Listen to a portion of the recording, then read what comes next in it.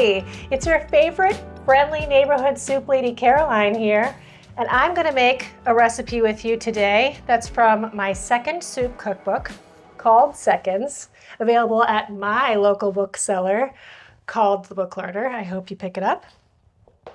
And it's a tomato basil soup. It's a really awesome, super simple pantry staple soup, with the exception of fresh basil, which I feel like you can get delicious fresh basil all year round. But it's great. It comes from a couple of cans of tomatoes and some basil and an onion, and I do something neat at the beginning of it, which I feel like enhances the sweetness. So let me show you my tricks. To start, all you need to do is cut this onion in a really simple way, like end to end, sliced into sort of big chunks. We'll get to those later. Then you take the basil and just this awesome, huge armful of basil. We probably need about half of this.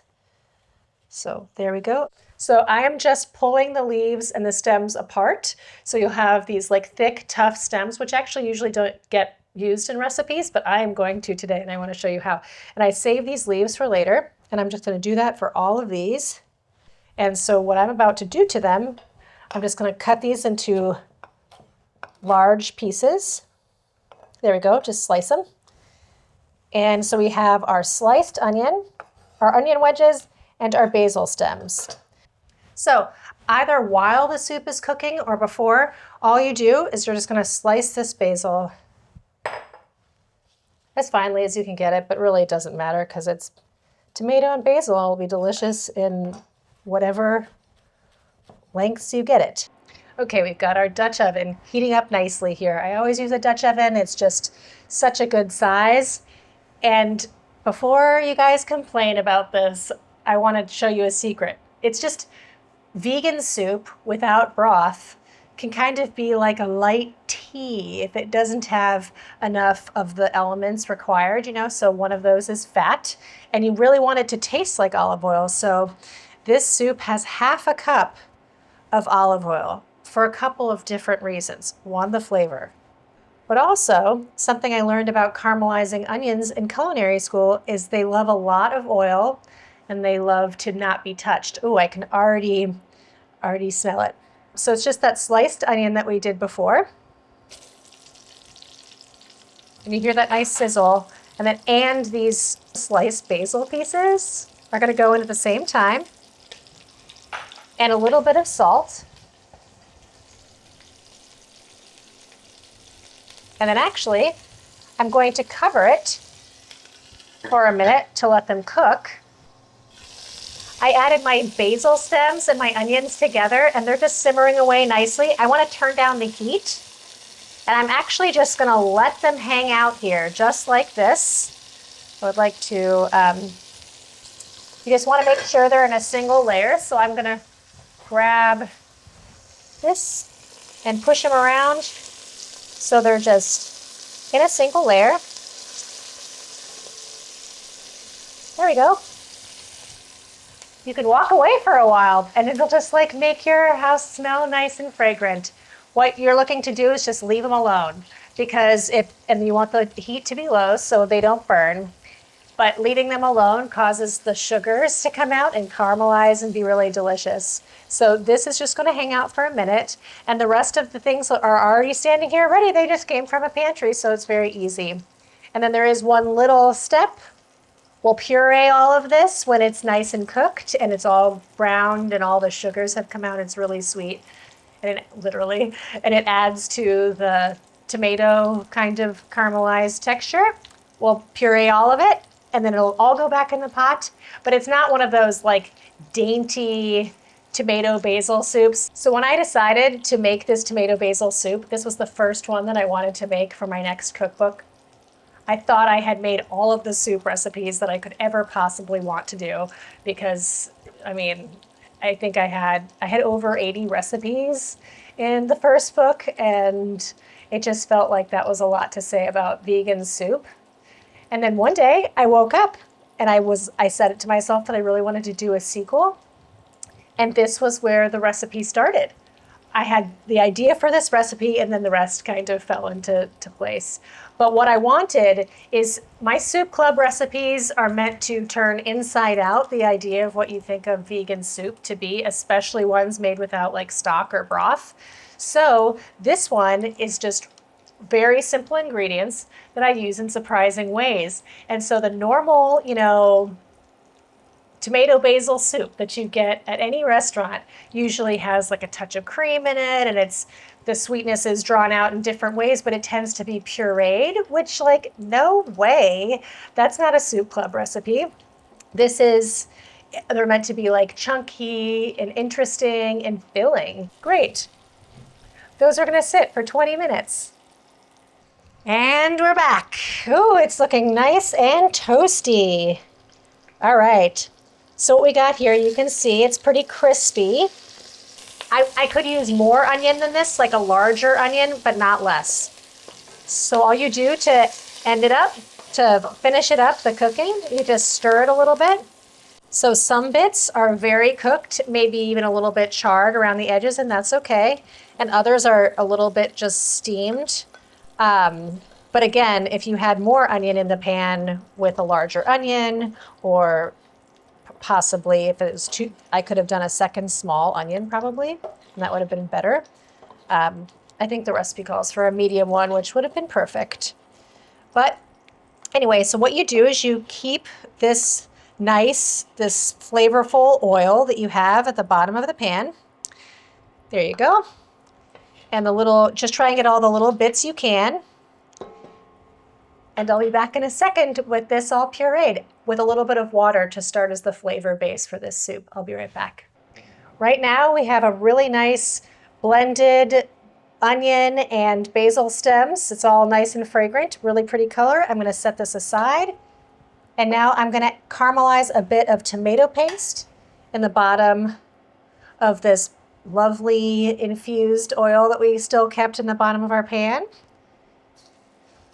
And this step causes this bit of tomato to be nice and jammy, like very sweet. The goal is to sort of make the oil a really dark red, and you'll have a delicious caramelized flavor, and it doesn't taste as raw. So now I'm going to go ahead and add this blended onion mixture. Yes. Beautiful. And I've only seasoned this a little bit so far, but I will add another pinch of salt because I did blend up that onion mixture, which means that the salt was kind of on the outside, and now that I've exposed so much more uncooked and caramelized onion from the inside, it's just nice to get more flavor in there. So now all I'm going to do is add these 2 cans of tomatoes. One is crushed. And so then the secret ingredient, like I said, this is a tomato basil soup with brass knuckles, and the brass knuckles are these red lentils, which cook up nice and nubbly. Very delicious. Soon enough, when it starts to boil and those lentils start to cook in, they'll be nice and thick and delicious. Hey, great news. I'm just gonna give it a good stir to make sure that the lentils aren't sticking to the bottom. I started making soup because I got sick, and I didn't know what to tell people to bring me, because meal trains and all of these things are a thing that they do for people when they get really sick, and I'm the cook of the house, so I really appreciated that.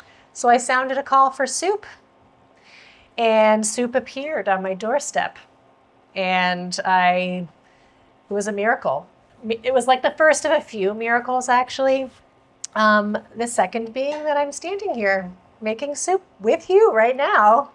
It's pretty crazy. I was diagnosed with brain cancer almost 8 years ago now. You didn't think you'd be getting a side of brain cancer with your soup, huh? Well, yeah, neither did I. But yet I I love making soup because it's this like physical practice and it's a nurturing act. Everybody seems to agree on that. And the club that I run, I make over 100 quarts of soup a week and I deliver it to people's porches just like they did to me. And I share that whole story and like lots of my recipes in my first soup cookbook called Soup Club. And this recipe is from its sequel. More soup recipes that I wanted to make for you guys, but all of my soups are vegan, gluten-free, and nut-free, always. I got your back. I really wanted to celebrate a restricted diet because I went on a anti-inflammatory diet when I first got sick. And I thought that my career in food was over. Bummer alert. I just had seen it happen to so many people, friends of mine who'd become celiac or whatever, and they just, the foods that they could make were fewer and fewer. And I come from a magazine background, and so being able to eat and make all kinds of food was really important, or so I thought. But now I'm really focused on soup and my life in soup, which has been very fulfilling. And I don't think that my restrictions have hindered me at all.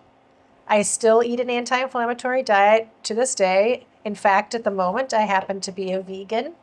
I wasn't before, and I don't know if I will be forever, but for right now, it's really working for me. And I love putting vegetables at the center of the plate. I have a family. I don't serve vegan food to all of them. I just like having meals where I can modify, who gets what, but not in like a high maintenance way. Vegan soup really helps with that because this keeps me kind of fed during the day, just like all of my soup club members report to me. So that's really fun. And I am a longtime recipe developer and cook, and I love all of the recipes in both of my 2 cookbooks. And I think that having this opportunity to share them with you just means so much to me because they're like fun and simple and don't take long to make. And they bring vegetables into your life in a completely new and interesting way. And I'm like very excited for all of those things. And I'm just so excited that you're watching here right now. So what's happening is it's not sticking, which is the great news. And I'm going to turn it down a little bit since now it's like at a full boil.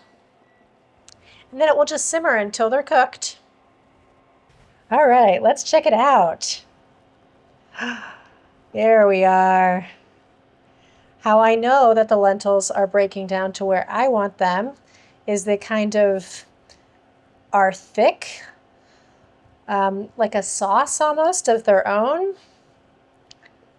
Yet there are some few that remain intact. And they haven't yet started the thing where if you cook them beyond this stage, they'll really start to stick to the bottom.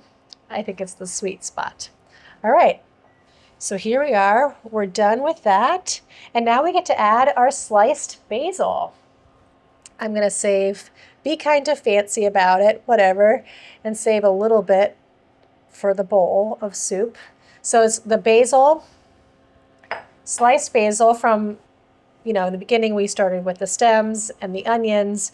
Now this is just the sliced basil and a little bit of cider vinegar. There we go. Delicious. It's on page 3 of my book, Seconds. I've told you this before, but it's worth repeating a second time. Support your local bookstore, or better yet, support mine. The Book Larder in Seattle here, which is just my neighborhood store. I love them so much. I do soup stands and things with them, but they sell this book, and I hope you'll pick up a signed copy and cook along with me next time. Thanks for being here.